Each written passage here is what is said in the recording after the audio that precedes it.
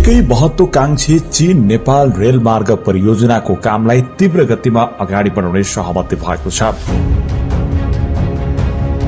चीनको विशाल परियोजना belt and road initiative BRI अन्तर्गतकै अंशको रूपमा विकास र निर्माण गरिने प्रस्तावित 170 किलोमिटर लामो यो रेलमार्गले चीनको दक्षिणी तिब्बतमा पर्ने केरुङलाई नेपालको राजधानी काठमाडौँसँग जोड्ने योजनाका साथ काम शुरू हुँदैछ। यस परियोजना केरुङदेखि काठमाडौँसम्मको यो रेलमार्ग बनाउन 38 अर्ब युआन अर्थात 5.5 अर्ब अमेरिकी डलर लागत लाग्ने अनुमान गरिएको छ। यस रेलमार्गको कुल लम्बाइको 1/3 मात्र नेपालतर्फ पर्छ, तर पूरै परियोजनाको झण्डै आधा लागत एक खण्डमा खर्च हुनेछ। हिमाली क्षेत्रको कठिन भूबनोट र जलवायुका कारणले गर्दा यसतर्फको निर्माण कार्य अत्याधिक रूपमा खर्चिलो समेत हुने भएको हो। सन् 2018 मा समेत चीनले नेपालका लागि यो रेलमार्गको पूर्व सम्भाव्यता अध्ययन प्रतिवेदन समेत तयार पारेको थियो। सो अध्ययनले नेपालतर्फको 72.5 किलोमिटर खण्ड निर्माण गर्न 2.75 अर्ब अमेरिकी डलर लाग्ने अनुमान गरेको थियो।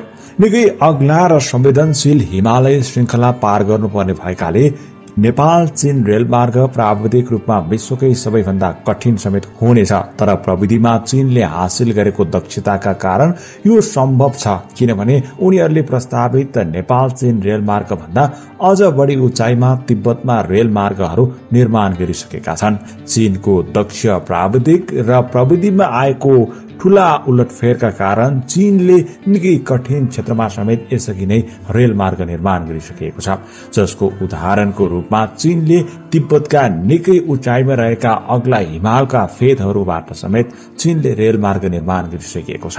यस अर्थमा पनि नेपाल र चीन बीचको रेलमार्ग बनाउन चीनले निकै कठिन रहेको ठाउँमा समेत बनाउन सक्ने अध्ययन गरिसकिएको छ।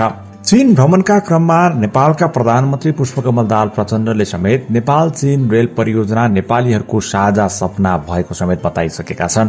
चीन भ्रमणका क्रममा रहेका बेला प्रधानमन्त्री पुष्पकमल दाहाल प्रचण्डले चीनिया संचार माध्यम ग्लोबल टाइम्सलाई अन्तर्वार्ता दिँदै नेपाली जनताले नेपाल चीन रेल मार्ग परियोजना छिटोभन्दा छिटो निर्माण भएको देख्न चाहेको समेत बताएका छन्। उक्त परियोजना नेपालका लागि पारवहन र व्यावसायिक विविधताका लागि महत्वपूर्ण हुने प्रधानमन्त्री प्रचण्डको भनाइ छ। यस परियोजनाको मुख्य चिन्ता भनेको हामीले यसलाई कहिलेसम्म तयार गर्छौं भन्ने नै हो। तपाईलाई थाहा हुनुपर्छ कि यस परियोजनाका लागि पर्याप्त स्रोत आवश्यक पर्छ, जसलाई नेपाल एक्लैले वहन गर्न सक्दैन। यसमा चीनको ठूलो साथ र हात हुनुपर्छ। साथै प्रधानमन्त्री प्रचण्डले यस परियोजनाका लागि ऋणको आकार र शर्तहरू नेपालले व्यवस्थापन गर्न सक्ने खालको हुनुपर्ने समेत बताएका छन्। प्रचण्डले यस परियोजनाका लागि सम्भाव्यता अध्ययन भइरहेको र छिट्टै त्यसको रिपोर्ट आउने समेत बताएका छन्। बेजिङबाट जारी गरिएको संयुक्त वक्तव्यमा समेत सीमापार रेलमार्गको सम्भाव्यता अध्ययनलाई तीव्रता दिने समेत उल्लेख गरेको छ। यो रेलमार्ग निर्माणको लागि तीव्र गतिमा अगाडि बढाउने चीन र नेपाल बीच सहमति भइसकेको समेत बताइएको छ। जिलोङ केरुङ काठमाडौँ सीमापार रेलमार्गको सम्भाव्यता अध्ययनमा भएको प्रगतिमा दुवै देश सन्तुष्ट रहेको समेत बताएका छन्। चीनले नेपाललाई रेल सञ्चालनका लागि चाहिने आवश्यक जनशक्तिलाई तालिम दिन तयार रहेको समेत वक्तव्यमा जनाइसकिएको छ। प्रधानमन्त्री प्रचण्डले नेपाल चीन परियोजना आफ्नो कार्यकालमा शुरू हुन्छ या हुँदैन भन्ने ठूलो कुरा नभए पनि नेपाल चीन रेलमार्ग महत्वपूर्ण परियोजना रहेको बताएका छन्। यो परियोजनामा मेरै कार्यकालमा शुरू हुन्छ वा हुँदैन भन्ने कुरा महत्वपूर्ण होइन। नेपाल र चीनलाई रेलले जोड्ने कुरा हामी सबैको साझा सपनाको कुरा हो। चीन नेपाल रेलवे परियोजनाको पुरानो द्विपक्षीय सम्बन्ध समेत रहेको बताइएको छ। सन् 2020 मा नेपालका लागि चीनका पूर्व राजदूत शिगो गुओहङले एउटा नेपाली अखबारमा उल्लेख गरेका थिए, नेपाल चीन रेलको सपना देखेर त्यसको बिउ रोप्ने व्यक्ति हाम्रा महान नेता माओ सेतुङ नै हुन्। सन् 1973 मा नेपालका स्वर्गीय राजा वीरेन्द्रको चीन भ्रमणका क्रममा नै माओले सिंघाई तिब्बत रेलको उल्लेख गरेका थिए। त्यति बेलै माओले तिब्बत रेललाई नेपालको काठमाडौँमा जोड्ने परिकल्पना गरेको समेत उल्लेख गरेको थियो। सन् 2016 मा चीनले नेपालको पारवहन र यातायात सम्झौता गर्यो। नेपालले जारी गरेको नयाँ संविधानका केही प्रावधान प्रति बेखुसी रहेको भारतले नेपालमाथि अव्यावहारिक रूपमा नाकाबन्दी लगायो। त्यसपछि तत्कालीन प्रधानमन्त्री केपी शर्मा ओली चीन भ्रमण गएका बेला यो सम्झौता भएको हो। 2 वर्षपछि चीनिया राष्ट्रपति सी जिनपिङले नेपाल भ्रमण गर्दा रेलवे नै प्रमुख एजेण्डा समेत बनेको थियो।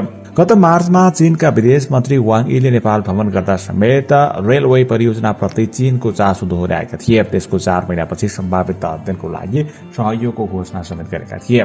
विभिन्न कारणले गर्दा नेपाल चीन रेलवे परियोजना प्रति भारत अत्यन्त शंकालु र अति संवेदनशील नै हुने गरेको छ। भारत र चीनलाई समेत जोड्ने र चीनको मुख्य भूमिमा दक्षिण एसियाली महाद्वीप उपमहाद्वीपलाई जोड्ने नेपाल नै उत्कृष्ट रूपमा व्यवस्थित रहेको हुँदा यसबाट चीन र भारत दुवैलाई आपसी फाइदा हुन्छ भने भारतलाई बुझाउने जिम्मेवार चीन र नेपालको हो। चीन सरकारले नेपाललाई चीनतर्फ बढी निर्यात गर्न उत्साहित समेत गरिरहेको छ। 98% नेपाली उत्पादन शून्य बजारमा चीन निर्यातका लागि योग्य समेत मानिने उल्लेख छ। चीनतर्फ निर्यात विस्तार गर्ने नीतिको राम्रो सदुपयोग गर्न यसबाट नेपाली पक्षलाई राम्रो सहयोग समेत पुग्नेछ।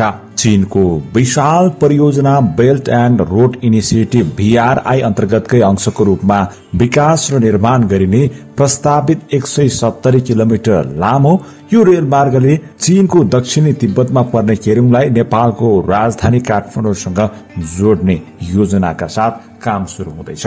यस परियोजना केरुङदेखि काठमाडौँसम्मको यो रेलमार्ग बनाउन 38 अर्ब युआन अर्थात 5.5 अर्ब अमेरिकी डलर लागत लाग्ने अनुमान गरिएको छ। यस रेलमार्गको कुल लम्बाइको 1/3 मात्र नेपालतर्फ पर्छ, तर पूरै परियोजनाको झण्डै आधा लागत एक खण्डमा खर्च हुनेछ। हिमाली क्षेत्रको कठिन भूबनोट र जलवायुका कारणले गर्दा यसतर्फको निर्माण कार्य अत्याधिक रूपमा खर्चिलो समेत हुने भएको हो। सन् 2018मा समेत चीनले नेपालका लागि यो रेलमार्गको पूर्व सम्भाव्यता अध्ययन प्रतिवेदन समेत तयार पारेको थियो। सो अध्ययनले नेपालतर्फको 72.5 किलोमिटर खण्ड निर्माण गर्न 2.75 अर्ब अमेरिकी डलर लाग्ने अनुमान गरेको थियो। निकै अग्ला र संवेदनशील हिमालय श्रृंखला पार गर्नुपर्ने भएकाले नेपाल चीन रेलमार्ग प्राविधिक रूपमा विश्वकै सबैभन्दा कठिन समेत हुनेछ, तर प्रविधिमा चीनले हासिल गरेको दक्षताका कारण यो सम्भव छ, किनभने उनीहरूले प्रस्तावित नेपाल चीन रेलमार्ग भन्दा अझ बढी उचाइमा तिब्बतमा रेलमार्गहरू निर्माण गरिसकेका छन्। चीनको दक्ष प्राविधिक र प्रविधिमा आएको ठूला उलटफेरका कारण चीनले निकै कठिन क्षेत्रमा समेत यसअघि नै रेलमार्ग निर्माण गरिसकेको छ। जसको उदाहरणको रूपमा चीनले तिब्बतका निकै उचाइमा रहेका अग्ला हिमालका फेदहरूबाट समेत चीनले रेलमार्ग निर्माण गरिसकेको छ। यस अर्थमा पनि नेपाल र चीन बीचको रेलमार्ग बनाउन चीनले निकै कठिन रहेको ठाउँमा समेत बनाउन सक्ने अध्ययन गरिसकिएको छ।